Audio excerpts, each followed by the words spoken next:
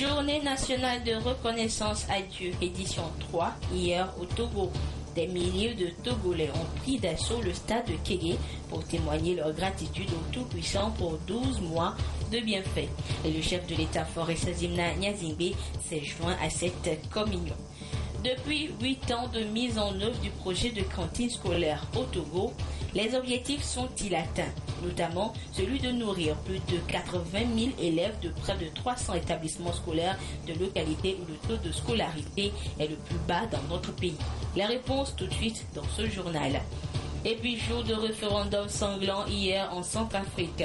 Appelés à se prononcer sur un projet de nouvelle constitution, les Centrafricains ont vécu une journée de scrutin marquée par des violences meurtrières à Bangui et en Provence. C'était là les titres de cette édition. Bonsoir à toutes et à tous. Hier, c'est au stade de Kégué que les Togolais ont observé pour une 3e fois la journée nationale de reconnaissance à Dieu.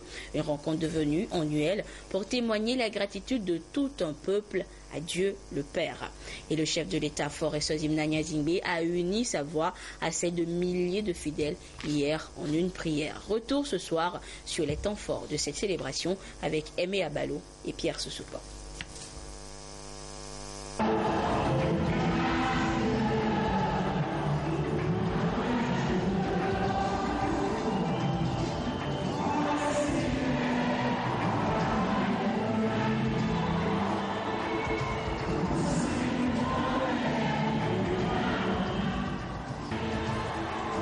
C'est la journée nationale de reconnaissance à Dieu. Les chrétiens de diverses dénominations et la population de Lomé unis pour exprimer leur gratitude à Dieu. Aux premières loges, le chef de l'État, Faure Nyazingbe. Il est venu, tout comme beaucoup d'autres membres du gouvernement, témoigner sa gratitude au Tout-Puissant pour les bienfaits accordés au Togo cette année. Une initiative du groupe Salut et Joie. Gloire à Dieu, Togo écoute sa voix. Gloire à Dieu, Togo réjouis-toi. Au meurt et au Père, Jésus est vainqueur.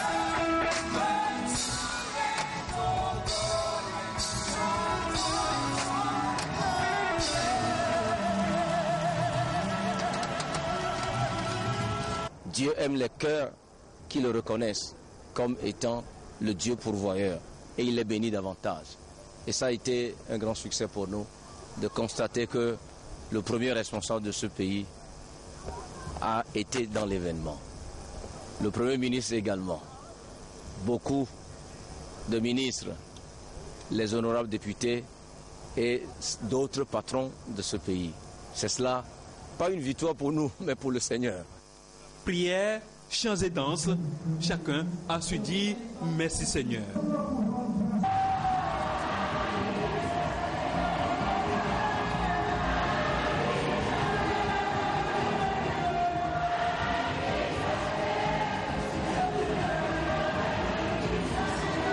Dieu a tant fait pour cette nation que l'Église doit reconnaître, parce que sans sa main, nous ne pourrions pas être là où nous sommes.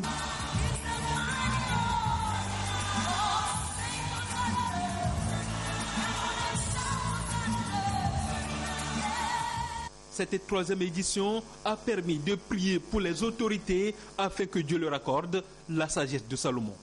Prions que Dieu se révèle à nos autorités, qui ne les abandonne pas, qui les garde.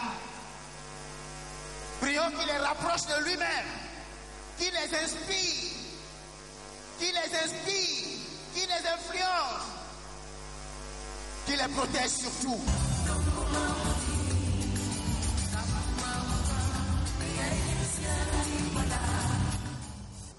La communion aurait été donc parfaite entre le peuple et son Dieu. Les dons collectés au cours de cette activité seront reversés à des œuvres caritatives. Le promoteur de cette journée de reconnaissance à Dieu entend de perpétuer cette manifestation le plus longtemps possible. L'Éternel bénisse le Togo et de ses enfants les conducteurs. l'humanité, de partout les clameurs à la gloire de notre cher Togo. Et célèbre sa beauté, forêt aussi son chanteur, fleuve majestueux, ton prestigieux, le sang merveilleux, prodiguer répandant leur fécondité. Soyez bénis Togo, soyez heureux, pays de nos aïeux. Et de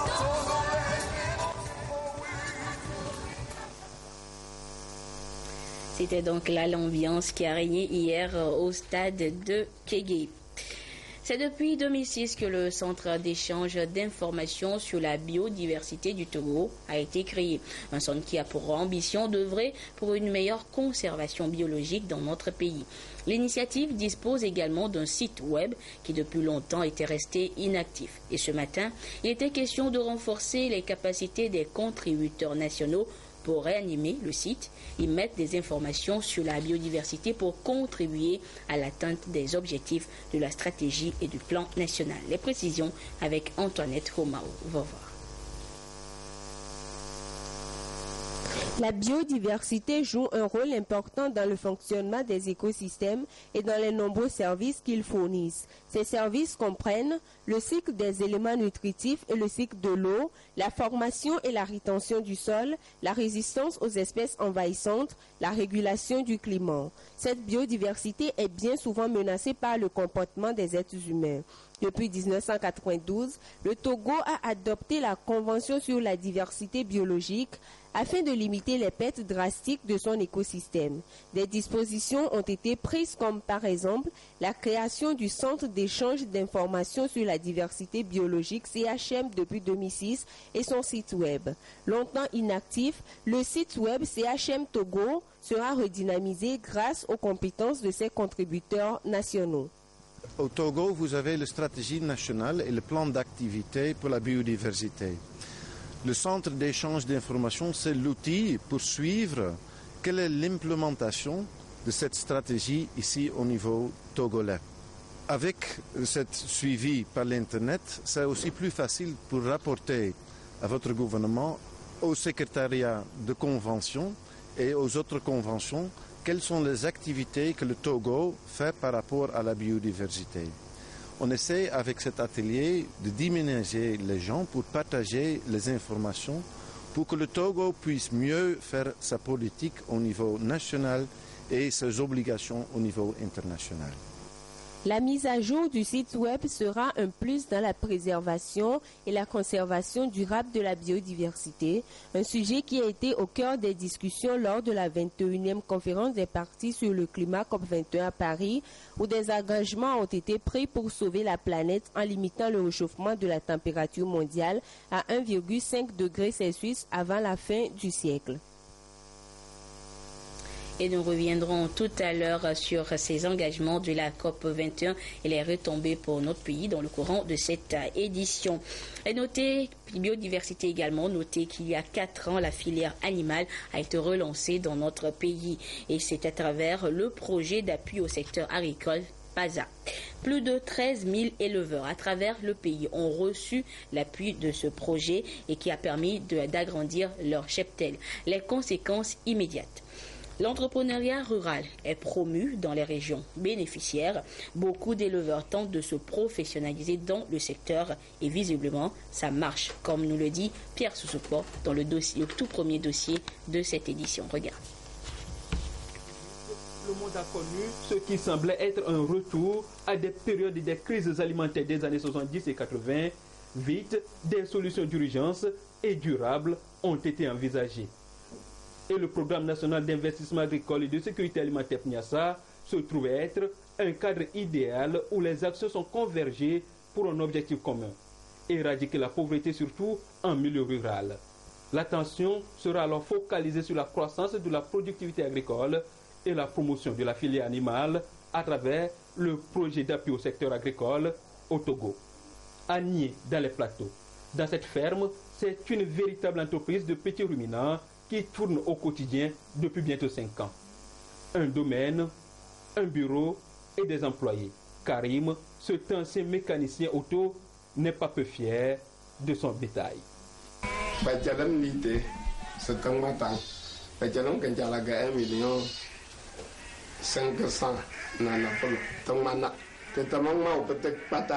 J'ai reçu par 2 fois de suite le financement. D'abord 1,5 million pour la construction, ensuite 1,2 million pour l'équipement du cheptel et l'approvisionnement en Provence et en produits vétérinaires.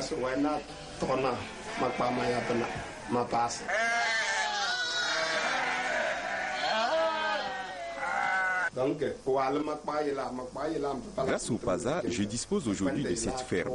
J'ai engagé 3 employés.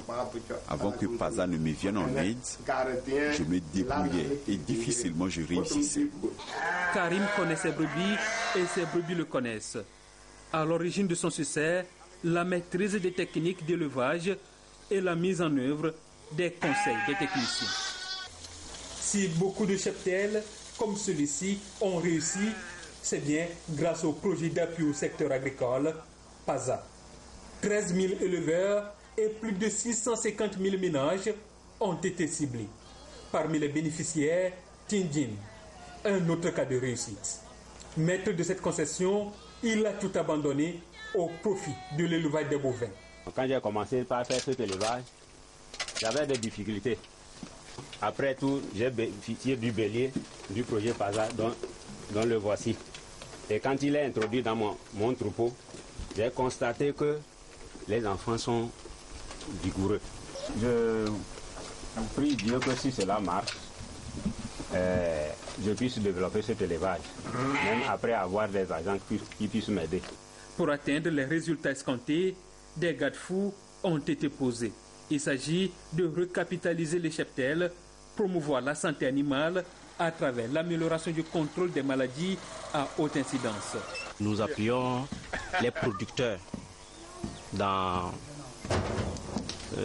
la conduite de leur élevage, que ce soit par rapport aux constructions des habitats, par rapport à l'alimentation et par rapport aux soins. Ce qui a contribué à l'accroissement de la production animale et à un meilleur équilibre nutritionnel des populations. Et les jeunes Togolais s'impliquent davantage dans un autre secteur porteur, celui de l'agriculture. Et ceci grâce à un projet dénommé AgriHack Talent Togo. Il veut permettre d'apporter des innovations technologiques dans le secteur agricole dans notre pays. Antoinette Romain-Vovor nous explique le concept. L'implication des jeunes dans le développement agricole et le processus de prise de décision est essentielle pour contribuer au développement durable. Dans le contexte d'éthique et de l'entrepreneuriat, cette implication a une place prépondérante dans la modernisation du secteur agricole, ce qui se traduit par le lancement du projet AgriHack Talent Togo, une initiative appelée à soutenir le développement des innovations technologiques dans l'agriculture togolaise et qui requiert l'adhésion des partenaires. Nous voulons aider et accompagner le projet AgriHack Talent, de donner l'opportunité de pouvoir introduire les TIC auprès des agriculteurs pour pouvoir promouvoir le développement de notre pays, promouvoir le secteur agricole. C'est un ensemble d'activités qui démarre par un concours qui sera organisé sur le hackathon. Un hackathon, c'est un rassemblement de développeurs d'applications, de porteurs et de projets, de créatifs qui vont en 24 heures de travail intense et non-stop produire des prototypes d'applications qui vont solutionner des problèmes du secteur agricole. Le projet AgriHack Talent Togo est un concours ouvert à tout jeune Togolais de 18 à 35 ans, ambitieux de contribuer au développement agricole du pays. C'est un concours de développement d'applications d'éthique dans l'agriculture. L'autre actualité, ce sont les 6e et 7e rapports périodiques combinés sur les efforts faits dans la mise en œuvre de la Convention sur l'élimination de toutes les formes de discrimination à l'égard des femmes qui font l'objet d'une campagne de dissémination à travers le pays. Le ministère en charge de la promotion de la femme a organisé une rencontre à cet effet à Kara. La correspondance de Kara de Nestor Mzo. Le Togo s'est engagé depuis 1983 à minimiser les disparités liées au genre en signant la Convention sur l'élimination de toutes les formes de discrimination à l'égard des femmes CEDEF. Pour rendre compte des avancées enregistrées, le gouvernement a élaboré son 6e et 7e rapport périodique combiné sur le sujet. Rapport présenté le 4 octobre 2012 à Genève en Suisse. À la suite de la présentation, des recommandations ont été formulées pour améliorer la mise en œuvre de la CEDEF. Ce sont ces recommandations que le ministère de l'Action sociale, en charge de la promotion de la femme, partage avec les magistrats, les notaires, les huissiers et les forces de l'ordre et de sécurité des régions Savane, Kara et Centrale. Certaines recommandations ont commencé par une mise en œuvre, à savoir la révision du Code des personnes de la famille et la révision du Code pénal. Donc la mise en œuvre continue et aujourd'hui nous allons réfléchir sur ce que les magistrats, la justice doit faire pour vraiment mettre en œuvre ces recommandations, ce que la police, ce que la gendarmerie doit faire également pour que ces recommandations soient prises en compte, parce qu'ils sont cités dans ces recommandations. En matière d'élimination des discriminations vis-à-vis de la femme au Togo, même si le chemin est encore long, des efforts ont été faits. Lorsque nous prenons la déclaration du chef de l'État sur la parité, il a été demandé à tous les partis politiques de respecter la parité sur les listes électorales au cours des élections. Nous avons même la réduction de la caution des femmes aux législatives. Lorsque même nous prenons les mesures incitatives, nous voyons que cela permet à la femme d'émerger au même titre que l'homme sur tous les plans.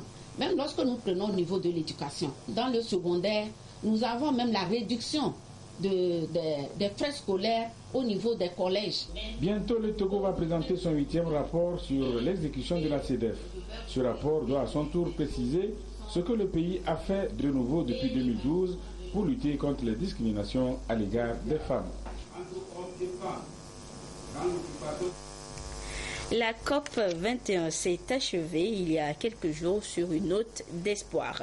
Les pays du monde, surtout les plus gros pollueurs, se sont engagés à réduire les émissions de gaz à effet de serre à 1,50 degrés Celsius. Notre pays a pris une part active à ces travaux avec une forte délégation conduite par le chef de l'État lui-même. Le Togo, comme les autres pays pauvres, peut espérer des retombées positives de ce sommet, notamment l'accompagnement de ces grands pays pour amenuiser les effets des changements climatiques. Les précisions avec cet entretien avec le ministre André Johnson, un entretien réalisé par Aimé Abalé. Au lendemain de la conférence de Paris sur le climat, l'accord conclu entre les parties fait renaître un regain d'espoir concernant l'avenir de la planète.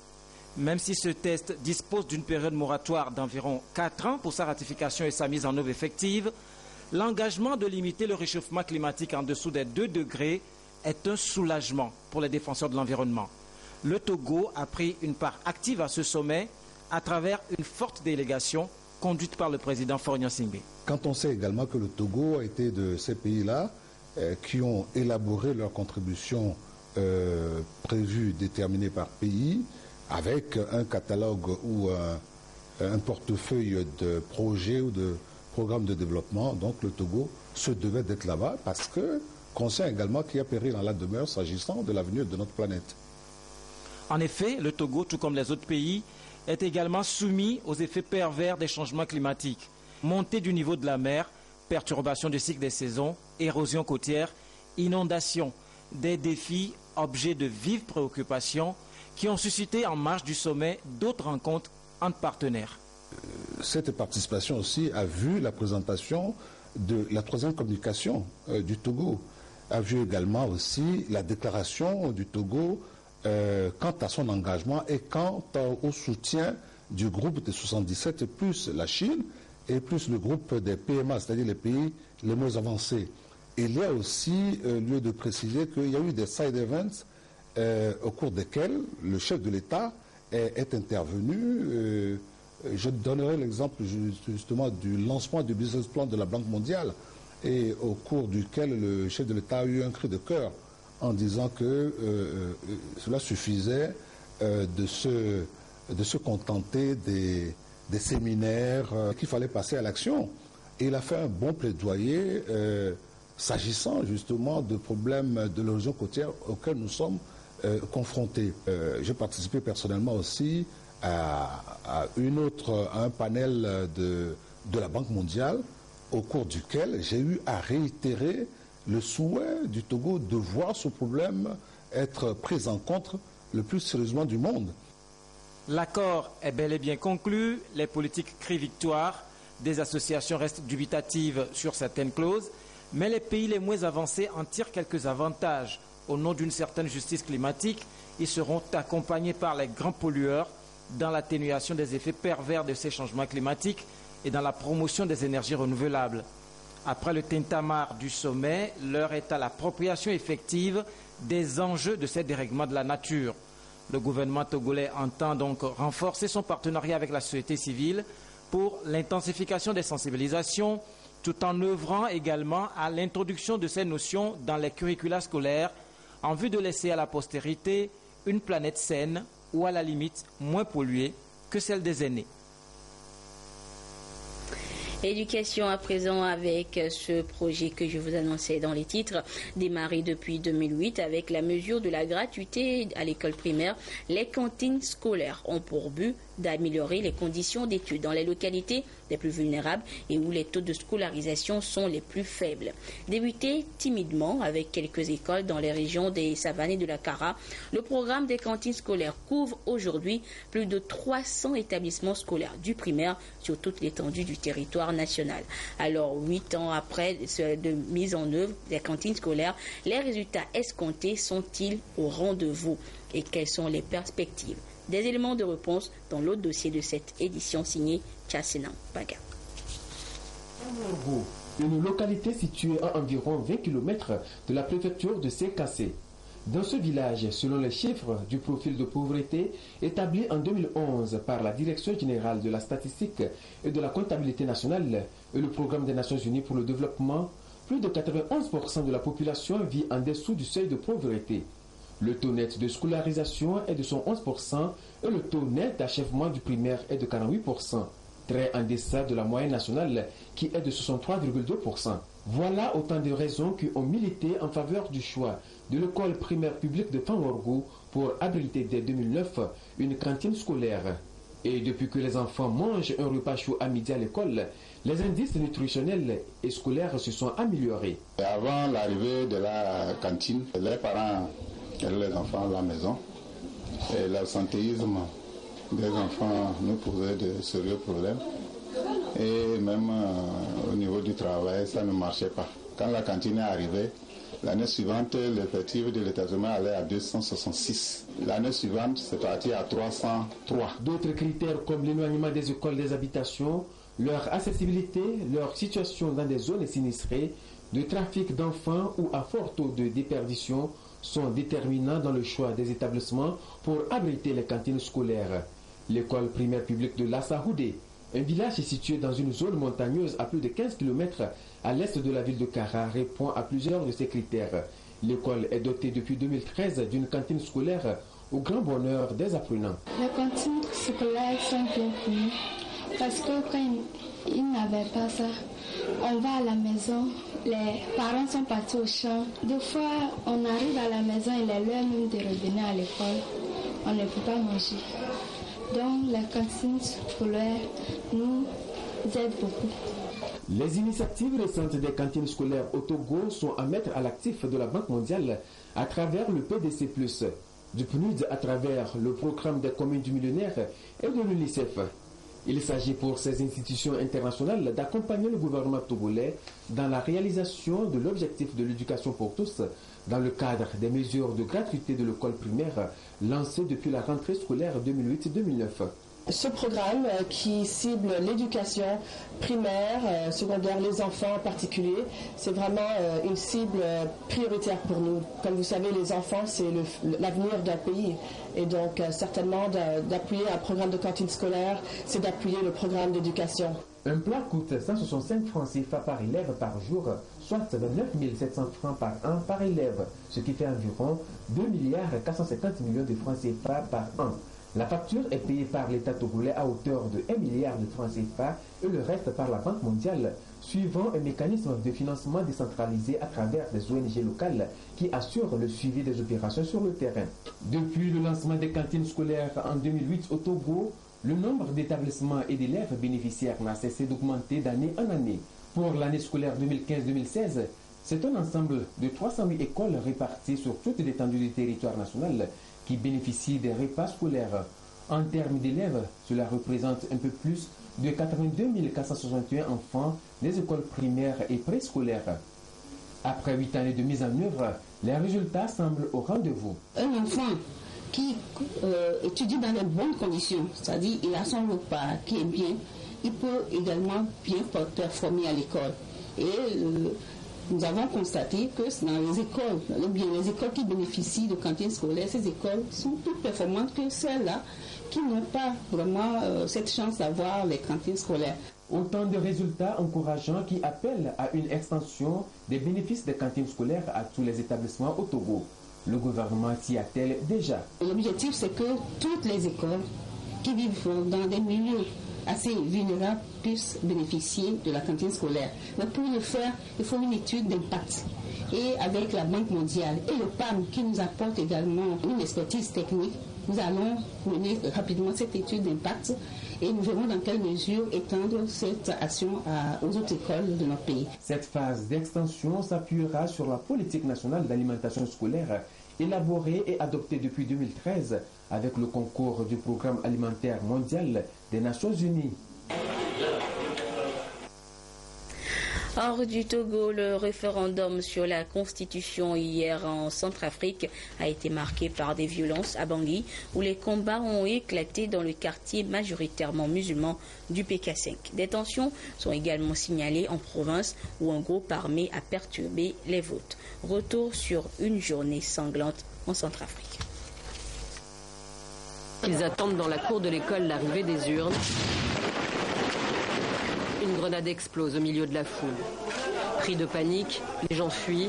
Certains trouvent refuge dans des salles de classe. À l'extérieur, des échanges de tirs nourris entre les assaillants et la MINUSCA. Les affrontements, à la mitrailleuse et aux lance-roquettes, dureront 1 heure environ. Plein de gens étaient déjà amassés devant l'école Kouroukou, mais sauf que ceux qui ne sont pas d'accord avec la Constitution, ceux qui disent qu'il ne faut pas voter, ils ont commencé à jeter des projectiles. Il y a eu des coups de feu qui ont été tirés. La population apeurée est repartie chez elle. Les opposants au référendum constitutionnel sont donc passés à l'action. Et c'est sans surprise le quartier musulman du PK5 qu'ils ont visé. La participation au processus électoral divise les musulmans.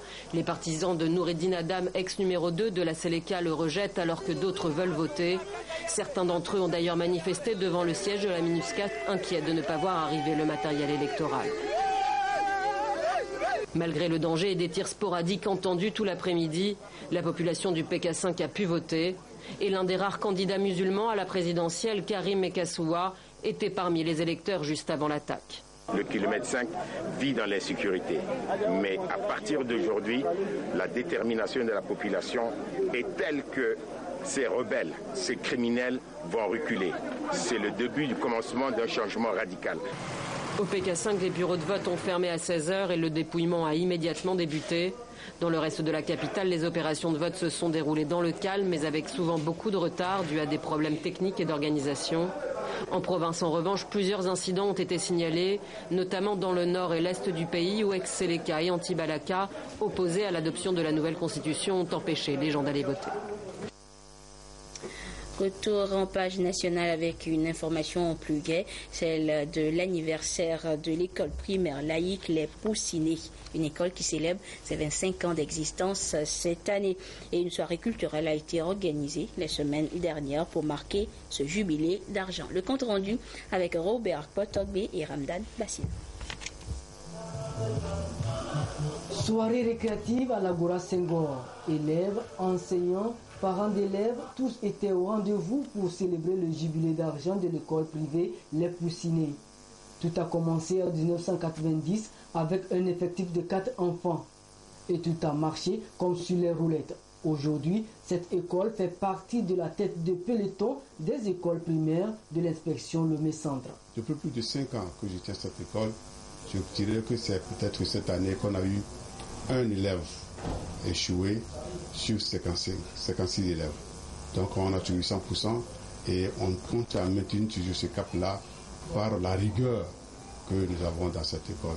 Pour le travail, sincérité, nous le faisons et nous sommes très fiers. C'est quand même une bonne école que j'apprécie par rapport au suivi personnel qu'ils font avec les enfants et aussi à la pédagogie qui est quand même une pédagogie assez développée. La direction de l'établissement a pour l'occasion dressé le bilan des 25 ans de parcours. Des avancées sont constatées, mais le désir de mieux faire demeure le leitmotiv des Poussinés. Durant 25 ans, j'ai pu diriger cette école sans trop de mal. Les soucis, il y en a toujours, ça ne manque pas. Mais j'ai réussi à m'en sortir. Je suis très fière de tous les élèves de l'école des Poussinés parce qu'ils ont réussi. J'en ai fait des intellectuels, des hommes bien éduqués. Et aujourd'hui, je reçois déjà les petits-enfants des anciens de l'école des Poussinés. Récitation, chants et danses, des canaux dont se sont servis les élèves et enseignants pour témoigner leur gratitude à cette institution scolaire. Un hommage a été rendu à la fondatrice pour ses actions en faveur de l'éducation au Togo depuis 25 ans. Ce communiqué à présent suite au décret présidentiel pris en Conseil des ministres portant création de la faculté des sciences et de la santé à l'université de Kara. Il sera ouvert pour l'année académique 2015-2016 un recrutement des étudiants pour la première année des sciences de la santé. Le concours se déroulera le 28 décembre 2015 à l'amphithéâtre 1500 du campus nord de l'université de Lomé et à l'Agora 1000 de la FASEG de l'université de Kara. Les autres détails du concours, notamment les conditions à remplir, les pièces à fournir et surtout les épreuves dans lesquelles vont concourir les candidats sont à consulter dans le quotidien Togo Presse. Fin de ce journal. Merci de votre aimable attention. Je vous laisse découvrir une fois encore le programme de la cérémonie de présentation de vœux de Nouvel An 2016 au président de la République. Une cérémonie qui démarrera demain mardi. Au revoir. Programme de la cérémonie officielle de présentation des vœux du Nouvel An 2016 à son Excellence Monsieur le Président de la République. Mardi 15 décembre 2015, confession religieuse, confédération des centrales syndicales, ordre professionnel, organisation de la société civile, chefferie traditionnelle, administration générale.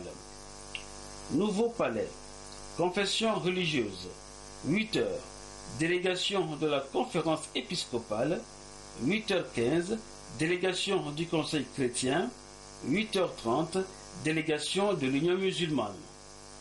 Nouveau palais, 9h, délégation de la Confédération des centrales syndicales, CNTT, CSTT, IGSL, CGCT, GSA, ULCIT, STT.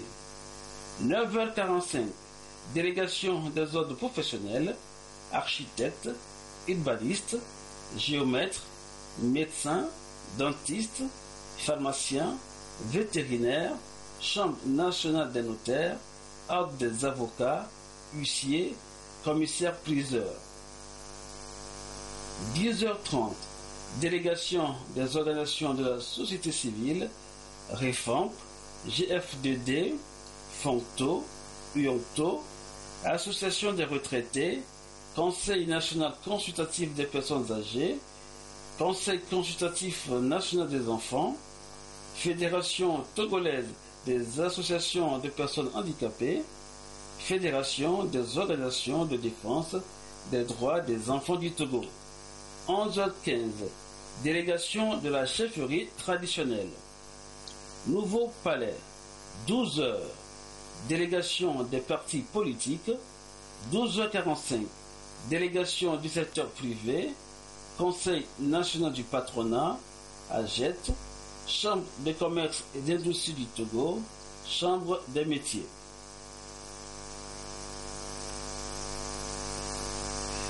Nouveau palais, 14h à 14h30, délégation des médias. Nouveau palais, 15h à 16h30, administration générale, y compris les parapublics. Délégation du ministère de la Défense et des anciens combattants, délégation du ministère d'État, ministère de l'économie, des finances et de la planification du développement, délégation du ministère du développement à la base, de l'artisanat, de la jeunesse et de l'emploi des jeunes, délégation du ministère de l'enseignement supérieur et de la recherche, délégation du ministère de la fonction publique, du travail et de la réforme administrative, délégation du ministère des Postes et de l'économie numérique, délégation du ministère de la Sécurité et de la Protection civile, délégation du ministère des Infrastructures et des Transports, délégation du ministère de l'Agriculture, de l'Élevage et de l'Hydraulique, délégation du ministère du Commerce, de l'Industrie, de la Promotion du secteur privé et du tourisme, délégation du ministère de l'Environnement et des Ressources forestières, délégation du ministère de l'Urbanisme, de l'Habitat et du Cadre de vie, délégation du ministère des Affaires étrangères, de la coopération et de l'intégration africaine, délégation du ministère de l'administration territoriale, de la décentralisation et des collectivités locales, délégation du ministère de la communication, de la culture, des sports et de la formation civique, délégation du ministère des enseignements primaires, secondaires et de la formation professionnelle, délégation du ministère de la Justice et des relations avec les institutions de la République, délégation du ministère de la Santé et de la Protection sociale, délégation du ministère des Mines et de l'Énergie, délégation du ministère de l'Action sociale et de la promotion de la femme et de l'alphabétisation. 16h30, délégation des artistes. Vendredi 18 décembre 2015, les institutions de la République, au Nouveau Palais, 10h à 10h45. Les chefs des institutions de la République, médiateur de la République, Ashkroun, président de la CNDH, président de la Cour des comptes, président de la HAC, président de la Cour suprême, président de la Cour constitutionnelle, président de l'Assemblée nationale, Premier ministre. Délégation des institutions. 11h, les membres du gouvernement. 11h10, les députés à l'Assemblée nationale. 11h25, les membres de la Cour constitutionnelle. 11h30, les membres de la Cour suprême, du Conseil supérieur de la magistrature et le corps judiciaire. 11h45, les membres de la haute autorité de l'audiovisuel et de la communication. 11h50, les membres de la Cour des comptes. 12h, les membres de la Commission nationale des droits de l'homme. 12h03, médiateur, Ashkroun. 12h05, délégation de la présidence de la République. 12h20, délégation de la primature et du secrétariat général du gouvernement.